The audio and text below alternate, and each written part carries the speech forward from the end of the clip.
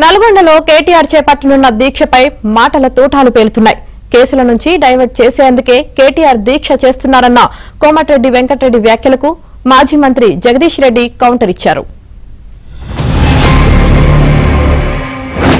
ఒక యువరాజు వస్తున్నట్ట కేటీఆర్ రేపు నల్గొండ జిల్లా నాశనం చేసి చంపేసి మా సొరంగానికి 2000 ఇవ్వమండి కాలు పట్టకుండా దండం పెడతా అని చెప్పా. నువ్వు మీ నాయన ఇవ్వకుండా శివన్నగూడెం డిండి ప్రాజెక్ట్ అని అందులో 10,000 కోట్లు దోసుకొని పుట్టి రిజర్వాయర్ కాలువలు దోవేసి కాంట్రాక్టర్లకు దోసిపెట్టి వాళ్ళ దగ్గర కమిషన్ తీసుకొని దానికి ఎక్కడి నుంచి సోర్స్ తీసుకుంటూ తెలియకుండా 80% పూర్తయిన బ్రాహ్మణ వెలువల ప్రాజెక్టుని 200 కోట్లు ఇవ్వని అసెంబ్లీలో 100 సార్లు బదలాటం అయ్యలేదు. ఇవన్నీ నాశనం చేసి జిల్లాని ఒక పనికిరాని వాడిని జిల్లా మంత్రిగా 10 ఏళ్ళు పెట్టి నీ కుటుంబం దోసుకొని ఇవాళ కేసుల పాలై ఆ డైవర్ట్ చేస్తానికి రైతు దీక్ష అని ఇక్కడ అంట దీక్ష పెడతాడంట. సిగ్గుంటాల మీకు ఒకసారి అసలు సొరంగా ఎందుకు పూర్తి చేయాలి దానికి ఆన్సర్ చెప్పు. రావణ వేళలు ఎందుకు చేయాలి ఆన్సర్ చెప్పు.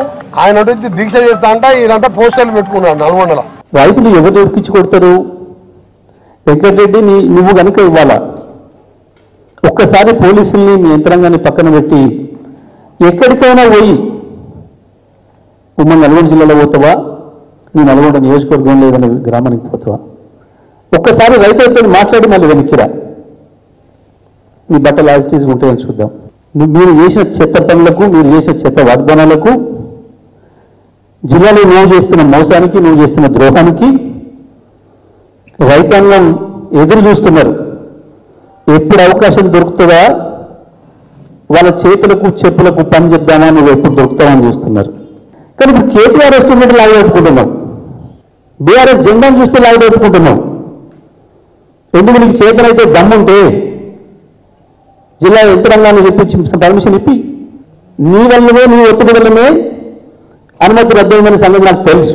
కేటీఆర్ వస్తే నా బహిరంగం అయిపోతుంది, నాకు బాగోదంత బట్టవేలు అవుతుందిగా భయపడుతున్నావు. వెంకటరెడ్డి మాట్లాడేటప్పుడు ఒళ్ళు దగ్గర పెట్టుకో, మంచి సోయిలో ఉన్నప్పుడే మాట్లాడు, సోయి తప్పి మాట్లాడకు ఇంకోసారి మాతోని.